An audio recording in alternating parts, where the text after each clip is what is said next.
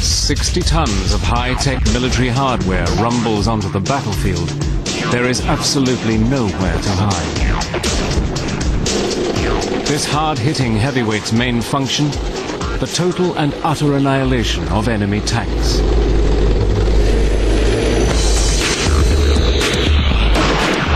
The destruction that it can cause is second to none. Inside its state-of-the-art turret is a man-machine interface that enables it to destroy an Iraqi tank at an astonishing distance of over 2.5 miles, the longest range tank-to-tank kill in history.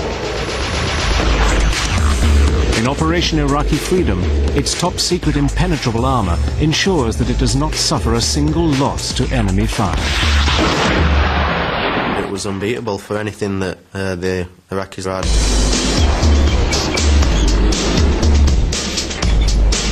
Using extraordinary archive film and reenactments, rumbles onto the battlefield with this serious contender for the crown of the best main battle tank in the world. It is the Challenger tank, British heavyweight. March the 27th, 2003.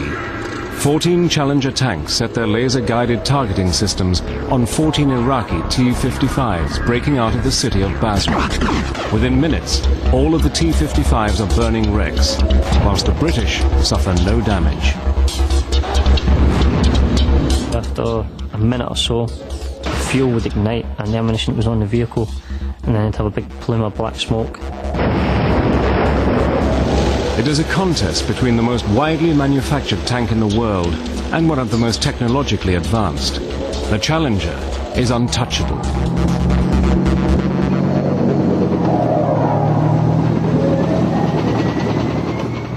For the British, it is vindication of over 90 years of tank design and development. This classic story of innovation and invention stretches back to World War I, when the first tanks were built.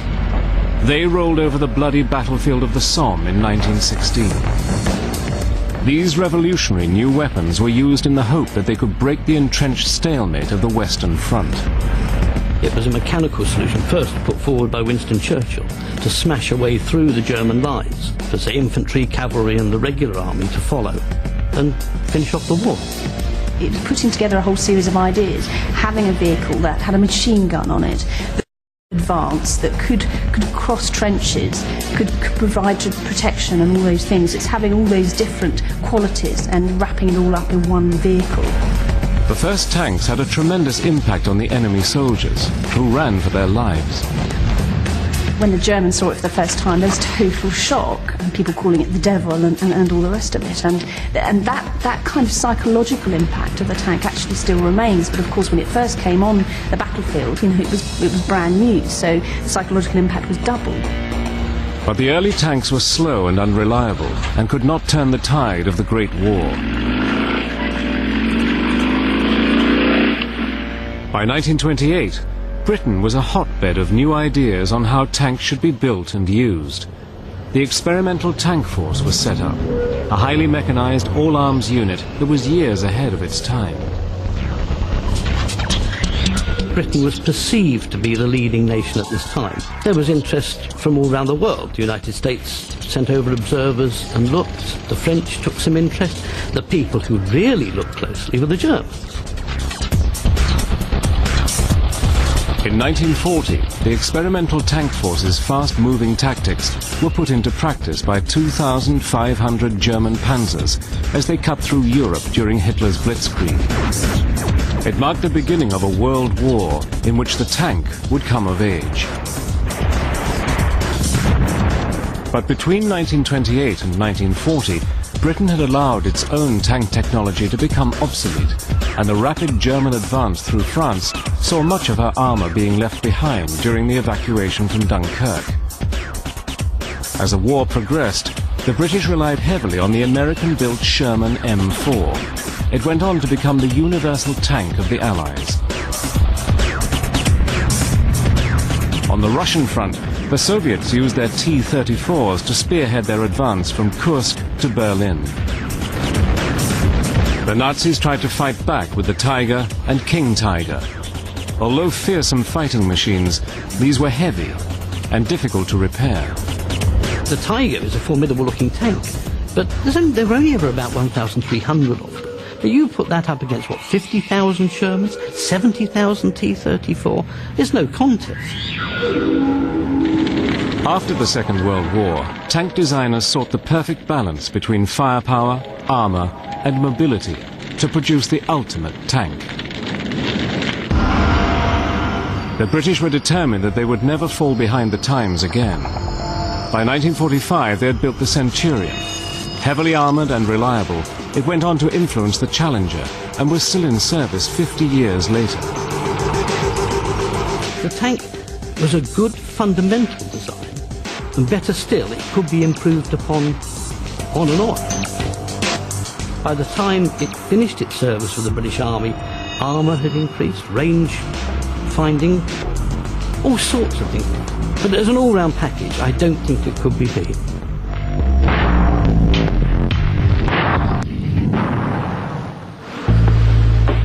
In 1967, the predecessor to the Challenger entered service, the Chieftain. It was of a similar size and weight and was armed with the best gun in the world, the rifled 120mm. Its potential victims were Soviet tanks if they attacked across the open plains of Europe. The tanks were the mobile fire force that was designed to be sent in to block these attacks and hold the Russians so that artillery could destroy them. It was undoubtedly the most destructive tank on the battlefield. The gun was superb. At the time, the Chieftain was the most heavily armoured tank in the world, but its principal weakness was its reliability. It was had a Chieftain on the battlefield. It was the one with the engineer vehicle next to it changing the engine. It really did have a very bad reputation. But it wasn't the Chieftain's mechanical problems that would force the British into designing the Challenger. By the early 1970s, anti-tank weapons had become so deadly that the military throughout the world questioned the effectiveness of their main battle tanks. Anti-tank weapons have always worked on the principle of piercing tank armour and killing the crew inside. Early kinetic energy rounds would punch their way through using sheer mass and high velocity. The armour-piercing discarding sabre loses its outer casing as it flies out of the barrel and becomes a dense metal dart capable of piercing thick steel. HESH, or high-explosive squash head rounds, explode on the armour, causing a scab of metal to detach on the inside that ricochets around, cutting the crew to pieces. Heat, or high-explosive anti-tank shells, use chemical energy to create a lethal jet of molten metal and gas that pierces the armour. But it was the development of man-portable missile systems which could penetrate up to 24 inches of armour that forced tank designers to rethink. A tank built to deflect this technology would have to weigh in at an impossible 200 tons. Tank designers had to devise protection that could defeat these lethal new weapons. In 1971, British scientists in top-secret government labs fitted an experimental tank with a groundbreaking new armour called Chobham. It would later be used on the Challenger and make it one of the most fighting machines in the world. In 1983, the Challenger Mark I, one of the most lethal main battle tanks in the world, was issued to the British Army. I thought, that's for me, you know, want to get on board that vehicle and see what damage I could do with it, to be honest with you. The Challenger 1's predecessor, the Chieftain, had a massive influence on the design of this new tank. Despite being in development for 7 years, there was 75% commonality between the Chieftain and the Challenger 1. The new arrival was similar in its main armament, hull design and crew positions. But the Chieftain's engine and suspension system had been replaced, which made a huge difference to its cross-battlefield performance. Everybody's very envious of A Squadron because they did a lot of mileage, a lot of exercises, and you know, we were still our Chieftains, pottering along at 30 kilometres an hour, and they were driving 2 exercises on the range road at 40, 50 miles an hour. The Challenger Mark I is 26 feet long, over 11 feet wide, and weighs in at over 60 tons. Its main armament is the lethally accurate 120mm gun that can fire a variety of munitions, including the deadly depleted uranium rounds. The tank carries 2 machine guns, used to suppress enemy ground troops that get too close. It also has dischargers that can lay smoke. The main fighting compartment can rotate 360 degrees and houses 3 of the crew, including the commander. He has all-round vision through periscopes in an independently traversed cupola. The driver's compartment is at the front of the tank. Linked steering levers control the vehicle's direction. The engine and transmission compartment houses a Perkins, formerly Rolls-Royce, engine. This gives the Challenger a top speed of 35 miles per hour cross-country and a range of nearly 300 miles. This is a main battle tank that can get into harm's way in a hurry. I think the crews knew that it was more reliable, it had better protection, and it was a faster vehicle. So I think overall they were more than happy with Challenger 1 when it came up. But the real quantum leap was made with the Challenger's Chobham armour, a technology that was the equivalent of putting the crew behind 40 inches of hardened steel. It was developed in the late 60s by British scientist Dr. Gilbert Harvey, but it was the American M1 Abrams that would be the first tank in production with this crew-saving technology in place. Now, exactly what's in Chobham armour is still a state secret. What we do know is it's very effective.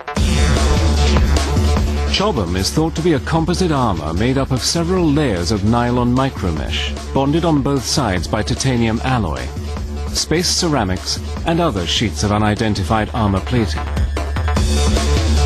This sandwich of top-secret materials is able to absorb and disperse the energy of the incoming round, protecting the men inside the tank.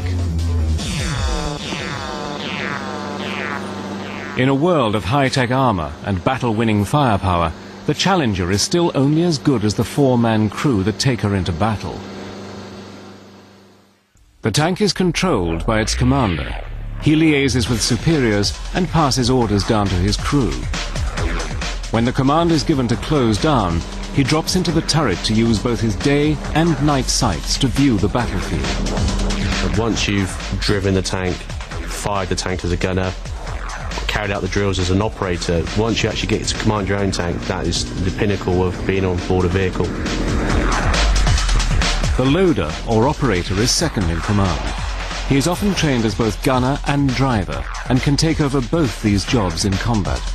You're in charge of all the radios, so if anything comes over the air, you've got to be the first point of contact to listen for that. You're also listening for the gunner or the commander to give you the fire order. And you're mainly the mother of the crew as well while you're the operator, because you've got to think about feeding and watering all the guys as well.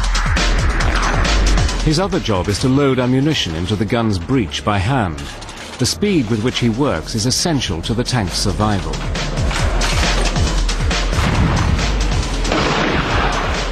The gunner uses a laser to establish the range of his target and a computerized sighting system to increase the chances of that essential first round hit.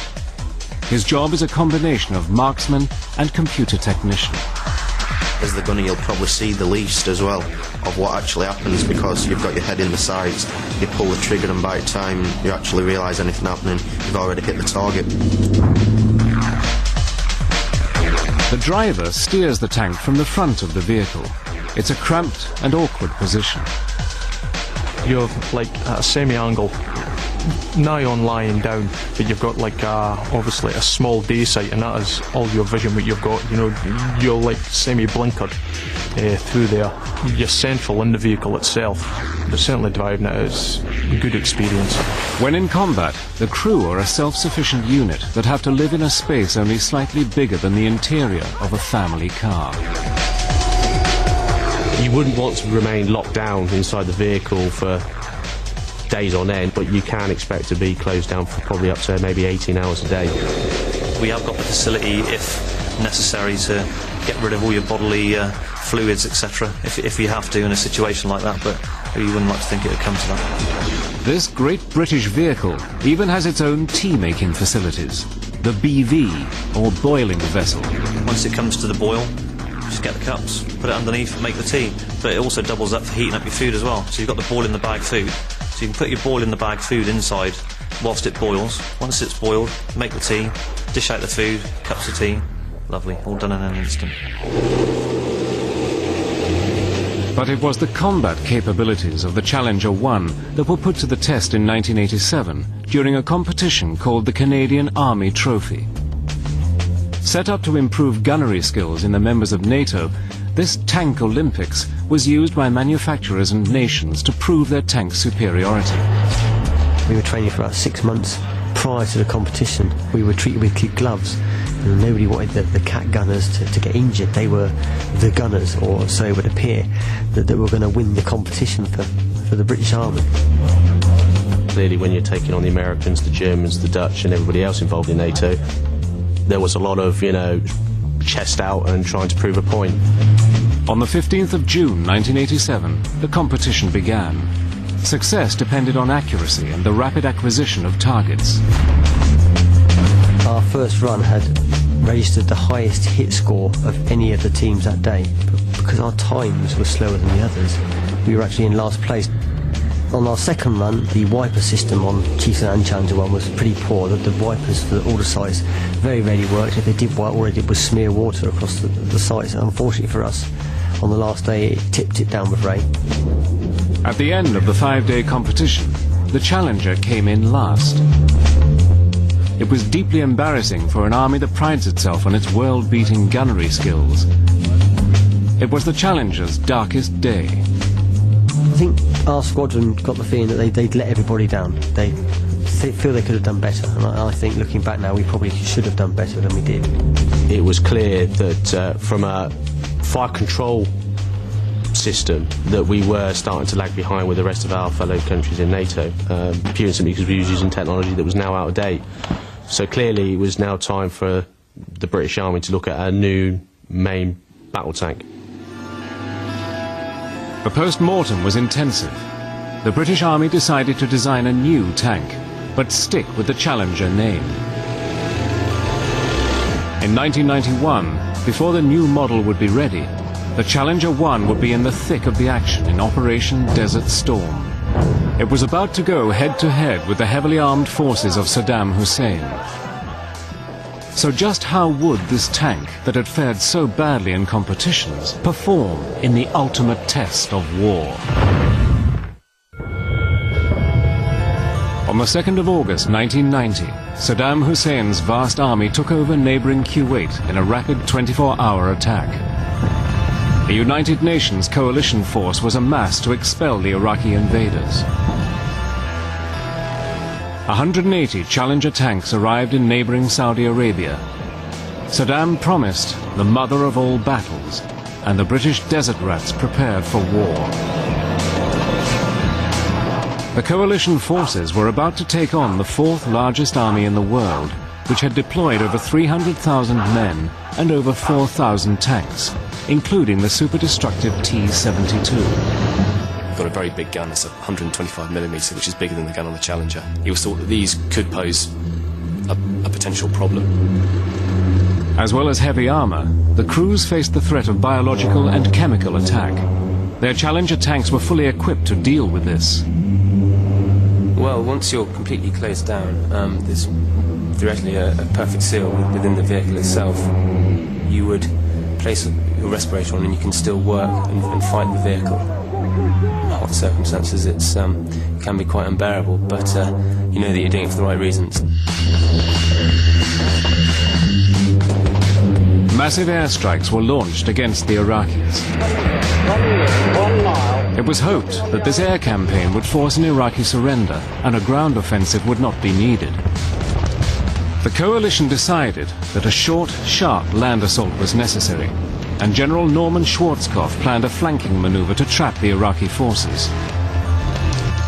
Part of the ground assault would seal off the western end of the battlefield.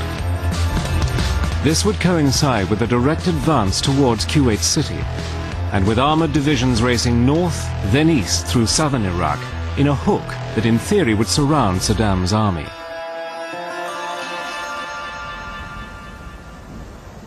At 4 in the morning on the 24th of February 1991, the ground force attack on Kuwait began. 60-ton Challengers rumbled across the border with a point to prove. The coalition forces advanced at a lightning pace along a 300-mile front. Over the following days and nights, the demoralized Iraqi troops faced an onslaught from the relentless firepower of the American Abrams tank and the British Challenger. The tank demonstrated in the first Gulf War that it was more than capable of carrying out its mission, and it proved without shadow of a doubt that it was capable of doing the job it was employed to do, i.e. fight wars. Blinded at night by smoke from oil fires, the Iraqis could not target the advancing Challengers, whilst they were able to use their thermal observation and gunnery system, or TOGs, to home in on the enemy vehicles.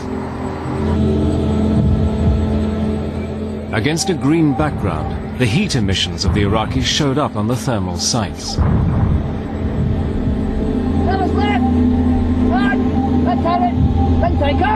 When the target's just been engaged, first of all, you can't see anything because there's the dispersion caused by the gun firing itself. There's a massive amount of heat and smoke that goes on. The sight is momentarily clouded. However, it clears after about a second or two. You get a very good picture through the thermal sight normally of the target itself. The TOG system was a massive advantage and allowed the Challengers to engage at long range with little risk to themselves.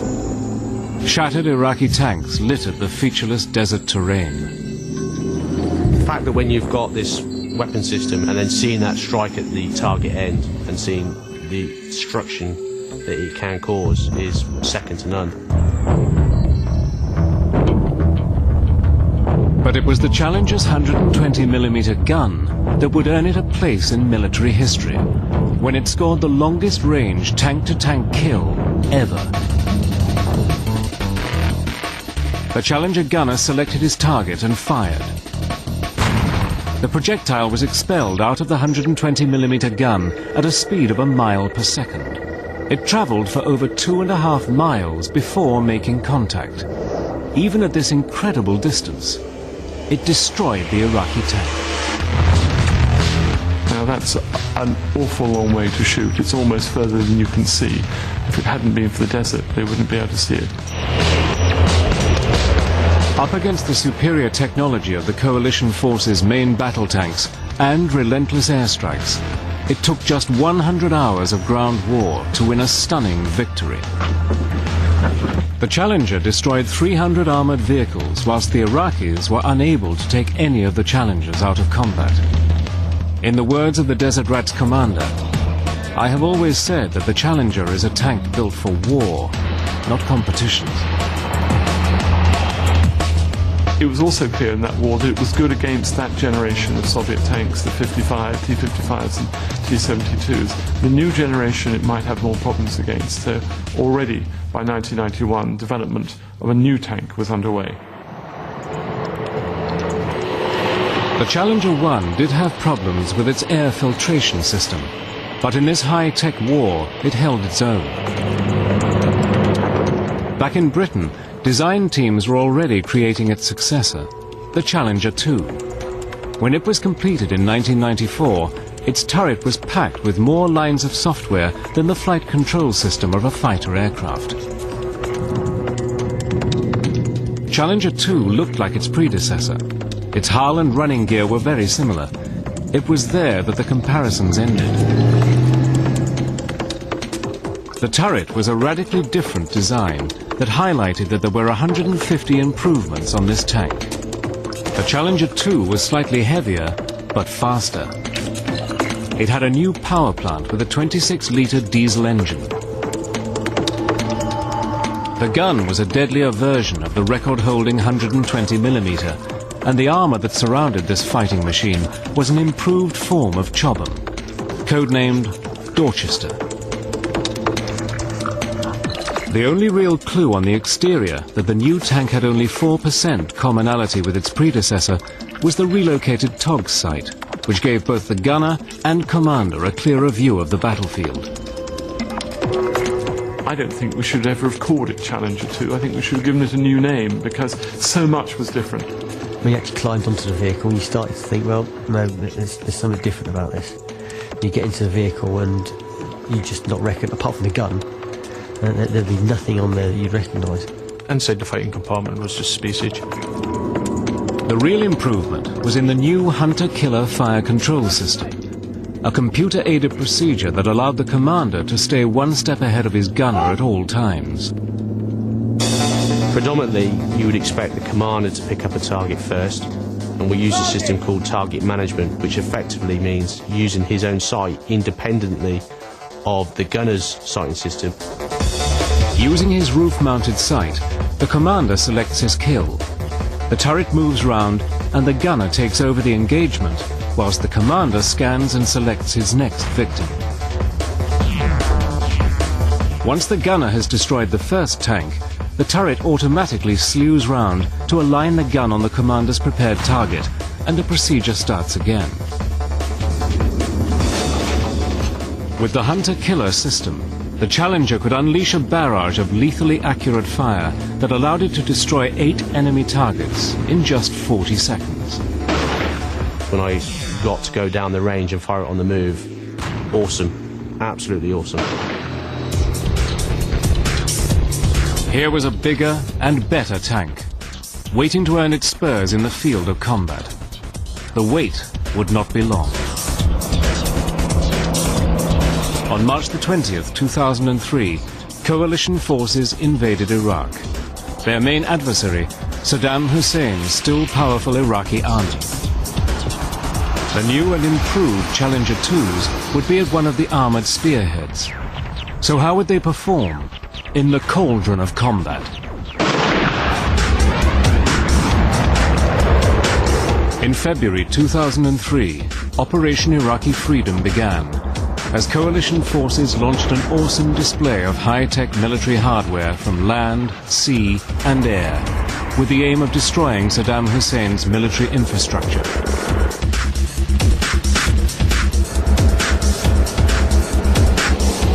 UK operations in this war were conducted under the name of Operation Telic, as 43,000 British personnel were deployed. The Challenger 1 had proven itself in the first Gulf War. Now it was time for Challenger 2 to win its spurs. 120 of the high-tech tanks were shipped into Kuwait and adapted for desert warfare. There was a lot of up-armouring that went on, a lot of slab armour went on side, which basically sort of gave the tanks and the tracks and the main hull of the tank a lot of added protection. And there was also a form of canvas skirt that went around the base of the tank, so that while the same amount of dust was being kicked up by the tracks, it wasn't getting sucked straight into the engine instead. The Challenger crews prepared themselves. Many were going into action for the first time. There was the great feeling that if something was happening, you wanted to be a part of it. There was also, no doubt, a bit of apprehension about going to war. So it was a slight sense of stepping into the unknown, really. You would get some fairly long periods of silence while people are trying to reflect their thoughts, and it would take somebody to drop in a quick funny to shake everybody out of their thoughts and then concentrate on what the job was in hand. In the desert conditions, the new Crude Temperature Control System, or CTCS, was essential. The heat coming in through the vehicle itself, and as soon as you opened up any of the hatches, the heat just surging inside. And it was a great morale boost, I would say, to have the actual CTCS up and running on vehicles. On March the 20th, 2003, the new Challenger 2 tanks rumbled over the border at one of the spearheads of the Allied ground attack. The biggest problem we had ourselves was getting past the reporters at the Iraqi border itself, just pushing through the television cameras. You just couldn't do it. It was just an absolute bedlam on the border. As the main body of US forces advanced across the desert towards Baghdad, the Challengers of the British 7th Armoured Brigade concentrated their attack through the marshlands towards Iraq's second city of Basra in the south. Initially, they discovered that the Allied air attacks had had a devastating effect. we came across were mainly abandoned enemy positions, abandoned tanks, trench networks, and all the locals saying the Iraqi army had run the previous day. It was still opened up, was looking around, and it just all seemed as though we're still in Kuwait, as though nothing was really happening.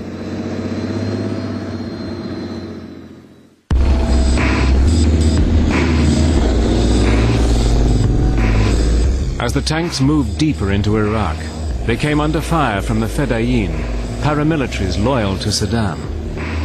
For myself, it was the time when I actually stood there in the loader's side and thought, well, what can the tank stop? What sort of round will it be able to take? Yeah, it was a bit scary.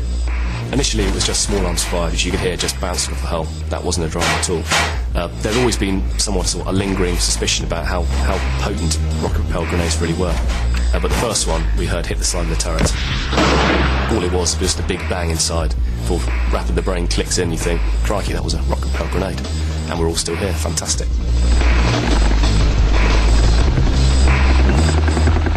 On the night of March the 26th, a squadron of Challengers from the Royal Scots Dragoon Guards moved towards the suburbs of Basra to provide support to commandos who were under attack. We were to head south of Basra by some 30 k's to marry up with 3 Commando Brigade. They didn't have any heavy armour protection. The Challengers embarked on a night drive to get to their ground troops. In the darkness, they attempted a perilous water crossing using new technology. We were on the move probably for about 4 or 5 hours or so, and then we crossed part of the Shatt al-Arab using these M3 rigs, and I think that's the first time that had actually been achieved on these new type of rigs. It was quite a steep drop leading onto there, and a steep drop leading off as well, and must have been pretty daunting for the driver. Pull one stick wrong and you might end up in the canal. So just telling the driver to take it easy, don't do too many pulling with the sticks, just be calm, take it down nice and steady and get onto the ferry.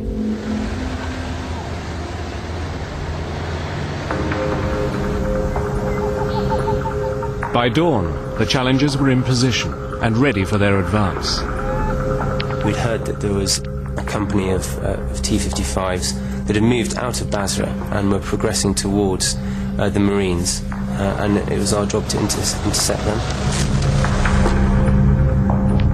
The main battle tank that the Challengers were about to go head-to-head with was the Russian-built T-55.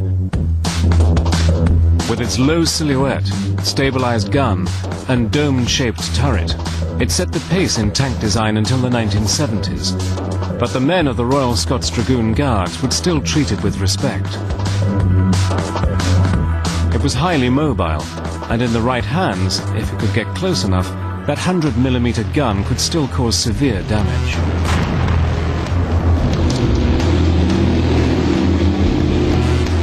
We heard over the radio, contact T-55, which is, I think, the first time we'd actually heard that for real. The Iraqis were lured into a trap, thinking that just a small infantry force was attacking them. They moved into the Challengers' sights. It was a very good opportunity to ensure that you use both thermal and the day sight, so flicking from one to the other. And between the commander and the gunner, you'd establish and confirm exactly what that vehicle was, and then go from there. At a range of 1,500 meters, the men started to pick off the Iraqi tanks. The operators reloaded at 8 rounds a minute. All you can really do is hope to God that your gunner's faster than the gunner on the opposite side, because there's nothing else you can really do, and just hope that the main armament fires first time, which it mainly does.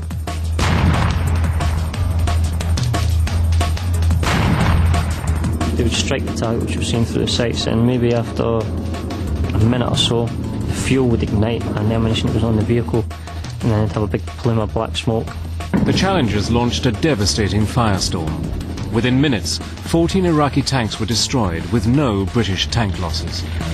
I opened up my hatch and had a look about, and it was sort of a scene out of the movies. There was 2 T-55s that was burning, and then just beyond them there was a big concrete sign of Saddam Hussein on it. It was just getting light as well, so it was something like it was always in a movie. in such conditions like that, it is a sense of relief that actually you've been able to destroy an enemy tank before it has had the opportunity to have a go at destroying yourself. The cutting-edge Challengers were far superior to the T-55, a tank that was at its best during the Cold War. An officer at the battle described the difference in technology as like a bike against a motor car. I felt that no matter what they threw at us, it wouldn't be a problem. Challenger 2, it's on the move, full speed, first round hit, 99% of the time. It's a shock action, push in as quick as you can, don't stop, keep moving. Later in the conflict, a Challenger 2 took a direct hit from a 100mm cannon of a T-55. This time, it was the armour technology of the tank that saved it from the enemy. It hit the frontal armour, and all it did was ignite the panels, and no damage at all to the structure of the vehicle. The tank's survivability would soon become legendary among its crews when a stranded Challenger repelled a sustained attack from rocket-propelled grenades and an anti-tank missile. In this incredible episode, the tank's top-secret armour would prove itself as a lifesaver.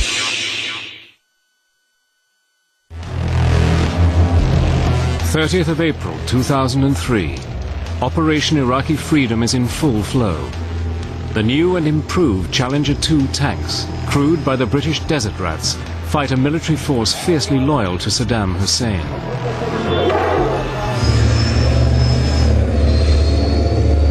The Royal Scots Dragoon Guards rumble towards the town of Abu al-Kasib on the outskirts of Basra. We were given an objective to take, and we advanced into the suburbs. Unfortunately, we came up against some quite stiff resistance.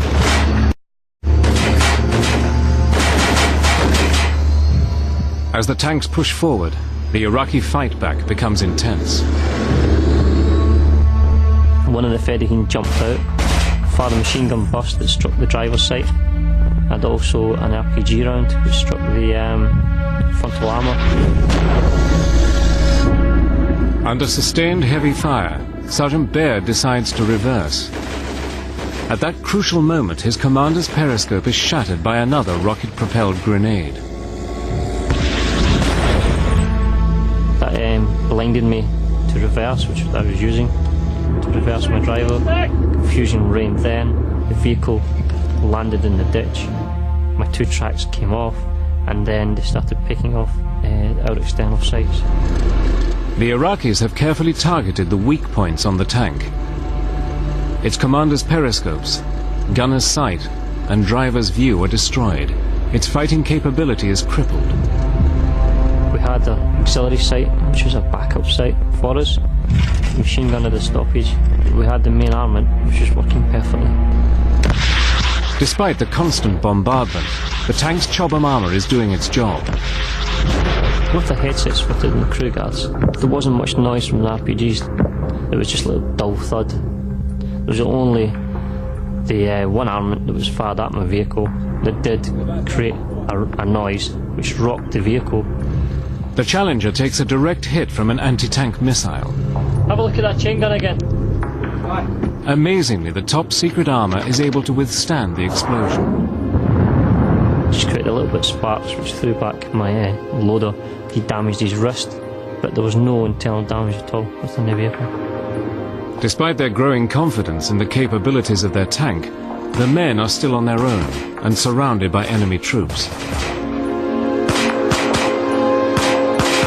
We were scared to death, very worried, and a lot of emotions between the three of us in the turret. But we were reassured by our troop leader that everything was fine, they were coming up to help us. The rest of the troop provides covering fire for the stranded men until they can carry out a dangerous rescue under fire. It was a 10-hour operation to remove this vehicle, two recovery vehicles, and it was only under darkness that we managed to fully and successfully extract that vehicle. The Challenger survives 8 RPG hits, a strike from an anti-tank missile, and heavy machine gun fire. The men remain safe. The enemy had time to really focus and aim accurately at the weaker points of the vehicle. It was quite reassuring to see that the 4 crew members inside that tank came out alive. I think the Challenger 2 saved my life. The people designed it and designed the armour. I'm very grateful to. If I didn't, I wouldn't be sitting here today. The 60-ton Challengers roared along Iraq's main highways at top speed, using another of their weapons, pure intimidation. These thunder runs were used to convince the enemy that resistance was futile. The respect that the Iraqis used to show the tank, or Dababa as they call it out there, was unbelievable. As soon as they saw the tank come in, they would just stand back and take a step back, because they've never seen anything like it, I don't think. Had that eerie thing too, that with the crew all buttoned down inside, you can't actually see what's making it go. And of course, with sort of 60-odd tons of tank in your backyard, you've got a problem. The Challenger was built for tank-on-tank warfare on the open plains of Europe, but the crews were now fighting the Fedayeen and the built-up urban areas of Basra. We thought that was probably one of the worst things that was ever going to happen, was tanks going into streets, and that it wouldn't be a very good idea at all. And everyone always heard horror stories of tanks getting caught in streets and blown up from behind and shot from above and everything. So it was something we particularly wanted to avoid. The tanks worked through the city. It was a state-of-the-art operation. Communication was essential as infantry, artillery and air support integrated to ensure one another's survival. The city was cleared street by street by boots on the ground as their eyes in the air assessed enemy action. The Challenger main battle tank was an essential part of this integrated high-tech military machine. The British did not lose a tank in Basra because of the way they were deployed, the very thoughtful way in which the battle groups were used. In just 2 weeks, the British gained control of Basra. By the end of April 2003, Baghdad had fallen. The British Challenger and the American Abrams tanks played a major part in the rapid advance across Iraq. These combat-proven vehicles both strove for the coveted crown of best main battle tank in the world. If we are talking power, reliability and everything else, Challenger 2 would take a tremendous amount of beating. I think it's as good, if not better, than anything else. Over 90 years since the first tank went into action, these fighting vehicles had proven their worth once again. When you're fighting any war, it is about, in the end, holding the ground. And the only two things that can do that are tanks and boots on the ground. And while you've got boots on the ground, they need protection. And so there's an extent to which you always need armour. The main battle tank is part of an integrated way of fighting a battle. It cannot by itself win, but you cannot win without having a main battle tank. But the days of the 60-ton super tank could soon be over. More mobile and agile vehicles may be used in the rapid response to enemy action in urban areas across the globe. In 20 years' time, we will have medium-weight vehicles, say 20-25 tons, but with the same firepower as the current main battle tank. It will be very electronically orientated. There might even be remotely controlled ones. But for the men who took Challenger into battle, there would only ever be one war-winning machine. It is an elite tank for an elite force. Under 400 Challenger 2s have been built. With its invincible armour and awesome armament, the Challenger is a combat-proven champion that can go the full distance with any of the world's super tanks. If you just line up all the main battle tanks of this world out on the car park, I will still climb on board Challenger 2 first. I've got confidence in Challenger 2, and I do believe that it's definitely a battle-winning tank. Challenger is about shock action. Get in there, do it quickly, get it over and done with. And certainly that's what Challenger 2 has proved that she can and will do. I mean, for us in the Armour Corps, and particularly in the tank regiment, it is the British heavyweight champion. Blitzkrieg. It marked the beginning of a world war in which the tank would come of age. But between 1928 and 1940, Britain had allowed its own tank technology to become obsolete, and the rapid German advance through France saw much of her armour being left behind during the evacuation from Dunkirk. As the war progressed, the British relied heavily on the American-built Sherman M4. It went on to become the universal tank of the Allies. On the Russian front, the Soviets used their T-34s to spearhead their advance from Kursk to Berlin. The Nazis tried to fight back with the Tiger and King Tiger. Although fearsome fighting machines, these were heavy and difficult to repair. The Tiger is a formidable-looking tank, but there were only ever about 1,300 of them. But you put that up against, what, 50,000 Shermans, 70,000 T-34? There's no contest. After the Second World War, tank designers sought the perfect balance between firepower, armour and mobility to produce the ultimate tank. The British were determined that they would never fall behind the times again. By 1945 they had built the Centurion.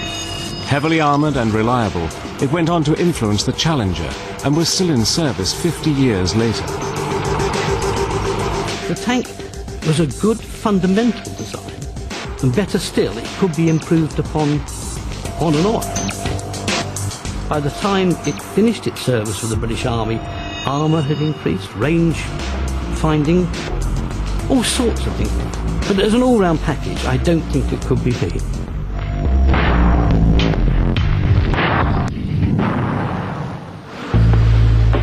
In 1967, the predecessor to the Challenger entered service, the Chieftain. It was of a similar size and weight and was armed with the best gun in the world, the rifled 120mm. Its potential victims were Soviet tanks if they attacked across the open plains of Europe. The tanks were the mobile fire force that was designed to be sent in to block these attacks and hold the Russians so that artillery could destroy them. It was undoubtedly the most destructive tank on the battlefield. The gun was superb.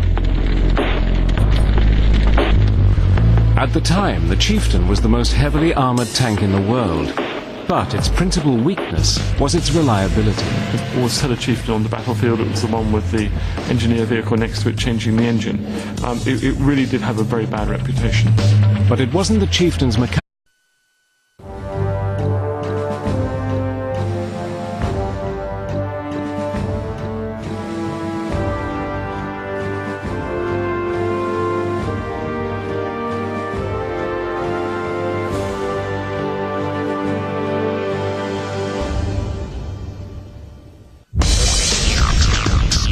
When this 60 tons of high-tech military hardware rumbles onto the battlefield, there is absolutely nowhere to hide. This hard-hitting heavyweight's main function, the total and utter annihilation of enemy tanks.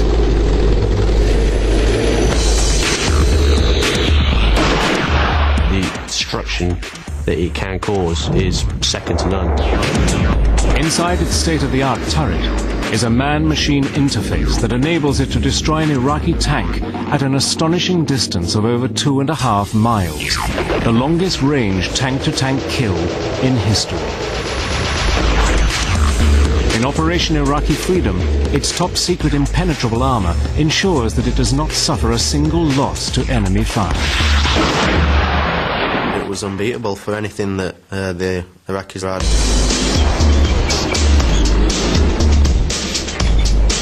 Using extraordinary archive film and reenactments, rumbles onto the battlefield with this serious contender for the crown of the best main battle tank in the world. It is the Challenger tank, British heavyweight. March the 27th, 2003. 14 Challenger tanks set their laser-guided targeting systems on 14 Iraqi T-55s breaking out of the city of Basra. Within minutes, all of the T-55s are burning wrecks, whilst the British suffer no damage. After a minute or so, the fuel would ignite and the ammunition that was on the vehicle, and then it'd have a big plume of black smoke. It is a contest between the most widely manufactured tank in the world and one of the most technologically advanced. The Challenger is untouchable.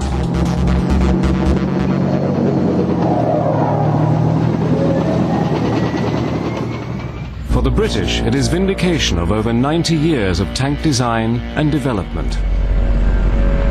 This classic story of innovation and invention stretches back to World War I, when the first tanks were built. They rolled over the bloody battlefield of the Somme in 1916. These revolutionary new weapons were used in the hope that they could break the entrenched stalemate of the Western Front.